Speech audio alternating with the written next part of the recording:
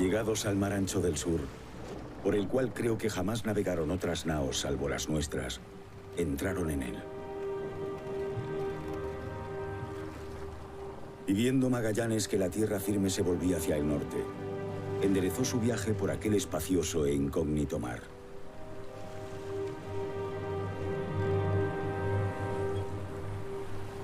Navegaron con vientos muy buenos en los cuales jamás vieron tierra alguna, salvo agua y cielo por todas partes.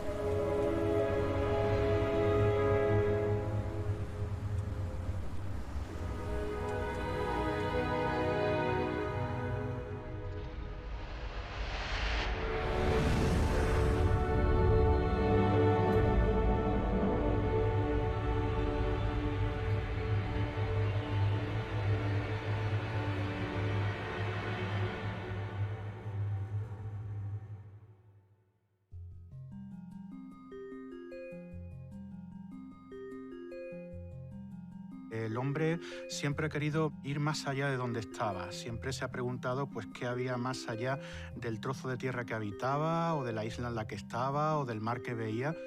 Y eso pues, nos ha llevado a avanzar como civilización porque siempre hemos querido ir más allá de los límites que conocíamos. Eu penso que não há limites para aquilo que a humanidade, para aquilo que o homem pode fazer. Porque é algo, descobrir, explorar, é algo que está dentro de nós. De esa forma, pues se consiguieron descubrir nuevos continentes, nuevos océanos, incluso, como ocurrió con la expedición de Magallanes, demostrar la redondez de la Tierra, ¿no? De una forma práctica. Hay que pensar que el viaje de Magallanes y Elcano ha supuesto un cambio de paradigma para la humanidad en un momento muy importante, porque tenemos que considerar que antes de que se llevara a cabo la circunnavegación, el hombre concebía al mundo de una manera completamente distinta. Era un mundo más pequeño. Los mares se consideraban como unos espacios peligrosos, poblados incluso quizá hasta con monstruos, y que se encontraban rodeados por la tierra. Eran lugares casi a evitar. Fernando de Magallanes, en toda esta historia de la circunnavegación del mundo, es el personaje que podemos decir clave en su comienzo. Es realmente un brillante militar que ha prestado servicios importantes a la corona portuguesa. Es un gran explorador, ha adquirido una experiencia en cómo llevar a cabo misiones al otro lado del mundo. Podemos considerarlo, hablando un lenguaje de hoy en día, sería un gran emprendedor. Fernão de Magalhães era a típica personagem da pequena nobreza portuguesa. Ele era oriundo do norte do país, que está do outro lado do mundo, num período de construção da presença portuguesa naquele próprio espaço que é o Índico. E, portanto, é um representante da nobreza, é um militar, é um indivíduo que é feito pelo seu tempo, que é um tempo de evolução, é um tempo de mudança. E ele vai se adaptando a essa própria mudança.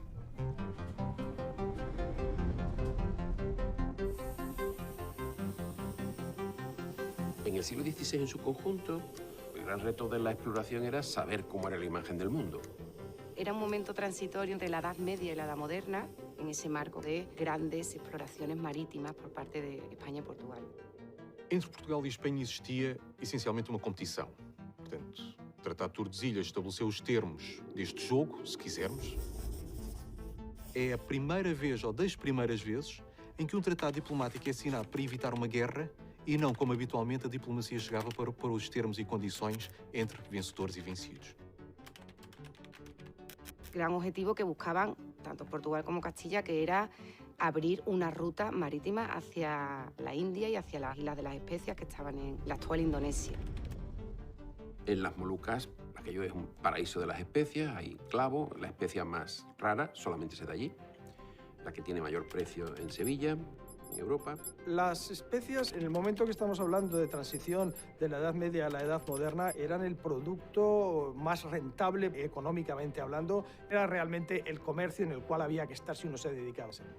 Os portugueses, em 1508, já tinham chegado a Malaca, já conheciam parte das Molucas e em 1509, o próprio Magalhães já estaba nesta parte do globo. Hasta ahora las expediciones marítimas españolas que habían salido en busca de esas islas siempre se habían encontrado con una masa continental infranqueable, que sería América, no habían logrado encontrar el paso, el famoso estrecho, que comunicara el Océano Atlántico con el Océano Pacífico. El plan de Magallanes era el mismo plan de Colón, exactamente el mismo, es decir, llegar a la India navegando hacia Occidente. Y ya llevaban 20 y tantos años sin haber encontrado ese paso y los portugueses trayendo pimienta. Así que había que darse prisa a ver si se iba por fin a encontrar una nueva ruta para que los portugueses no se hicieran con todo el mercado de las especias como lo estaban consiguiendo. Para o rei português, este era um projeto que não faria sentido. A primeira é porque já lá havíamos chegado pela Rota do Cabo. Por outro lado, não fazia sentido também, essencialmente, porque iria comprometer aquilo que havíamos acordado em Tordesilhas. Así que él se vino a España y se hizo súbdito de Carlos I. Era un momento en que Sevilla se estaba convirtiendo en una ciudad cosmopolita, en la que venían muchos extranjeros pues, buscando fortuna, una ciudad de mercaderes, de comerciantes, de marinos. Y Magallanes vino a Sevilla con el propósito de vender que esa ruta todavía era posible de encontrarse. Y además tenía un socio que era un cosmógrafo que aportaba el conocimiento científico, cartográfico al posible proyecto. Magallanes y Faleiro se ofrecieron a mostrar que las Islas Molucas estaban dentro de la demarcación castellana del Tratado de Tordesillas y que descubrirían una ruta para ir a ellas por otro camino que no fuera el de los portugueses, a través de un estrecho de mar que conocían. Carlos I era un joven de 17 años, que acababa de ser rey de España y tenía ganas de hacer grandes cosas, ¿no? Entre otras cosas, de ser emperador, que lo fue muy poco después de recibir a Magallanes. Y para ser emperador había que hacer grandes gestas y habría que ser una persona importante en Europa. Y el viaje que le proponía Magallanes pues, le pareció muy bien. Fernão Magalhães esteve nas expedições da Índia. Foi com Francisco de Almeida, com Afonso Albuquerque, estudou, digamos, toda a cartografia, teve conhecimento, teoricamente vai passar toda esta informação ao serviço do adversário. A coroa portuguesa tentou fazer abortar a expedição. Sevilha e Lisboa eram efetivamente os centros de controle destes dois projetos de expansão marítima entre Espanha e Portugal. Obviamente que toda e qualquer informação que uns obtinham e outros era guardada com algum zelo. Cosa muy difícil también, porque es muy difícil mantener ese secreto en un mundo, bueno, pues, lleno de espías. Sempre que nós vamos à procura de algo de novo, nós temos naturalmente rivalidades. E aqui, nesta época, as rivalidades estão centradas no conhecimento do Atlântico. Realmente puede parecer hasta sorprendente las similitudes que puede haber entre aquel mundo y la carrera armamentística y espacial entre la antigua URSS y Estados Unidos, una carrera vinculada a intereses militares, una carrera vinculada al prestigio político-militar, pero también una carrera vinculada a grandes intereses económicos. When the Russians pushed a man across the threshold, he was Yuri Gagarin, the astronaut the Russians lionized as the first to orbit the Earth. It was the propaganda coup of the year. Cuando llegamos al siglo XX, el mundo ya se conoce, está totalmente cartografiado, ya se sabe dónde están las masas de tierra, las masas de agua, y la nueva frontera es el espacio.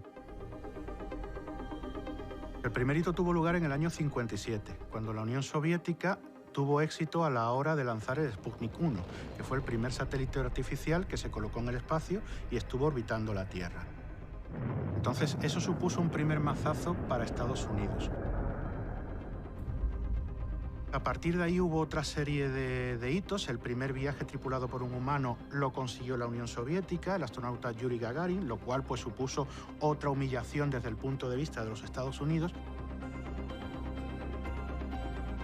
De hecho, fue el presidente Kennedy el que marcó un plazo de menos de una década para llegar a la Luna.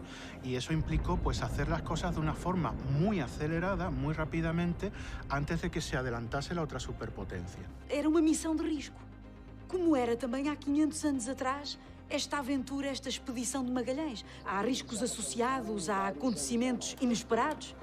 La carrera espacial en general fue uno de los escenarios de la Guerra Fría que existía entre esas dos superpotencias, entre Estados Unidos y la antigua Unión Soviética.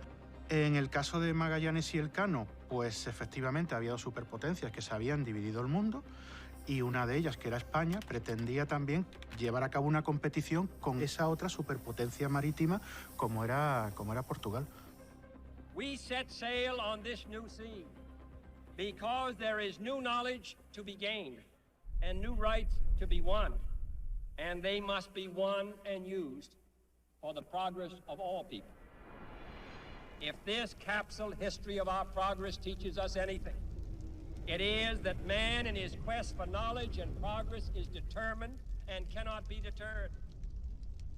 Nunca vi ni oí que ninguna persona de esta ciudad quisiera inscribirse en la Armada. Decían que era poco el sueldo que se les daba.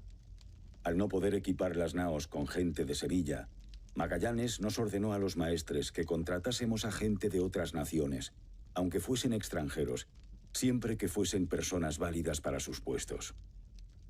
O facto de irem fazer uma viagem nunca antes realizada, o receio e o medo de não voltar é enorme.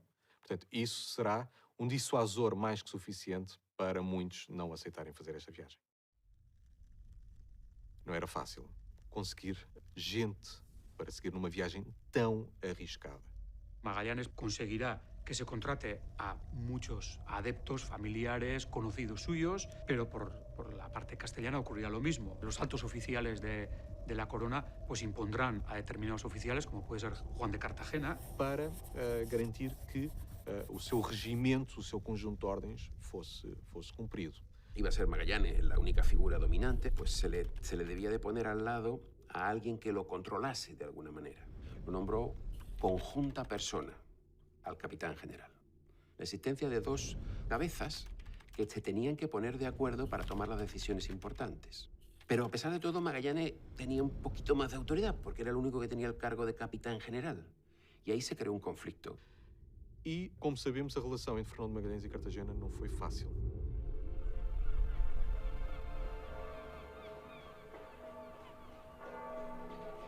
Entre los tripulantes vascos contratados para la expedición se encuentra Juan Sebastián del Cano, maestre de la Concepción. Y el encargado de la navegación, el encargado de tomar todas las decisiones que atañían al mantenimiento del barco, era la máxima autoridad de una embarcación. Muchas veces se afirma que el Cano era un reo de la justicia que se embarcó en la expedición precisamente para librarse del castigo asignado a aquellos que vendían barcos al extranjero. El Cano es miembro de un linaje volcado absolutamente al mar, que en aquella época buscan tanto la fortuna como la gloria, el honor, en el mar. Al principio los españoles no querían apuntarse, se apuntaron muchos extranjeros, pero aunque fueron muchos extranjeros, los españoles eran 2/3 del conjunto de la expedición y el otro tercio pues, serían extranjeros, sobre todo italianos y portugueses. La parte de los marineros estaba Enriquillo, que se llama muchas veces. Enrique de Malacar pues, era un esclavo de Magallanes que se le llevaba como intérprete. El malayo, en cualquier caso, era un idioma que se empleaba en pues, Malasia, Indonesia, toda esa zona.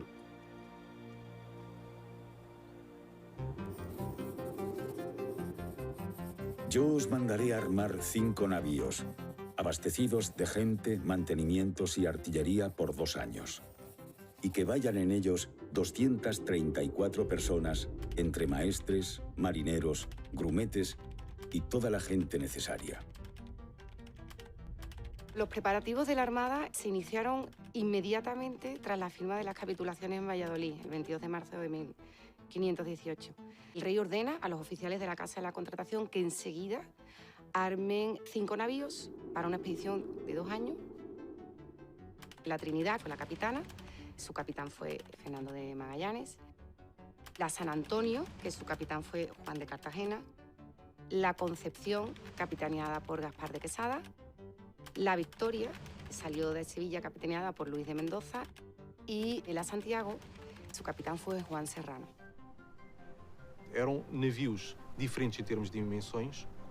Os navios de menores dimensões seriam utilizados, por exemplo, para sondar, para explorar rios e mais perto de costa. os navios de maiores dimensões, essencialmente para levar os mantimentos necessários numa viagem tão longa e para levar todas as peças de subselente necessárias também durante a viagem. Obviamente tentava-se abastecer os navios das provisões necessárias para garantir a alimentação a bordo. Temos essencialmente alimentos secos, salgados, conservados em salmoura também, para poder durar o máximo tempo durante a viagem. Temos também muitas espécies vivas a bordo, galinhas, coelhos, água fresca. Todos los bastimentos necesarios, la artillería, las armas de infantería, los útiles de pesca, los útiles de comedor, las mercaderías de rescate. El rescate era la mercancía europea que se llevaba, en este caso a las Molucas, para intercambiarla por las especias. Se hablaba de rescate porque se consideraba que las especias eran de los europeos y que las rescataban del poder de los indígenas, ¿no? Esas mercancías eran en gran parte baratijas. Hoy en día nos quedaríamos sorprendidos conociendo lo que fueron capaces de hacer tanto las naves que dieron la vuelta al mundo como las naves que llegaron a la Luna en unas condiciones tecnológicas que quizá hoy no nos plantearíamos hacerlo de esa manera.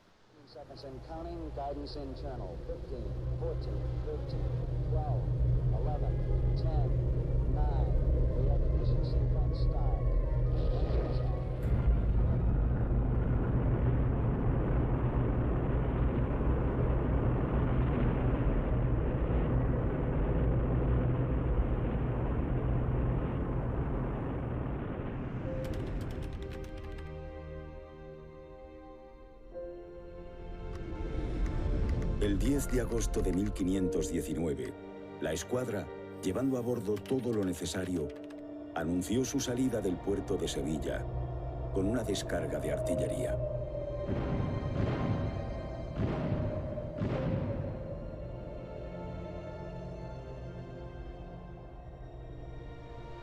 El 20 de septiembre partimos de Sanlúcar, navegando hacia el suroeste, y el 26 llegamos a una de las Islas Canarias, llamada Tenerife. Nos detuvimos 3 días para cargar carne, agua y leña.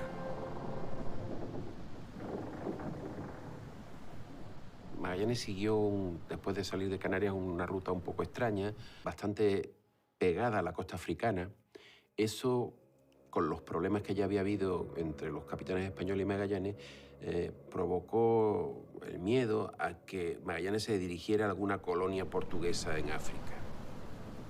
Magallanes recibió la noticia que le enviaba a su suegro, Diego Barbosa, desde Sevilla, de que había algunos capitanes de la expedición que podían conspirar contra él si no se sentían bien tratados o si intuían que por ser portugués pudiera terminar traicionando al rey. La relación entre Magallanes y Elcano, inicialmente, parece que hay una relación cordial. Esa relación se irá entorpeciendo una vez que zarpan. Magallanes tenía que dar a conocer a todos los capitanes de los barcos la ruta que se tenía que seguir. Y eso no lo hizo él. Cartagena le decía, ¿has cambiado el rumbo? ¿Por qué? ¿A dónde vamos? Mas Fernando Magalhães sabia como evitar os ventos das calmarias e sabia onde procurar os ventos que necessitava para atingir a costa brasileira. Portanto, há nitidamente aqui uma intenção por parte de Juan de Cartagena de tentar mostrar algum ascendente sobre Fernando Magalhães, dizendo-lhe que aquela não era a rota a seguir, e por outro lado, Fernando Magalhães ter a necessidade de manter a sua autoridade e manter as suas ordens.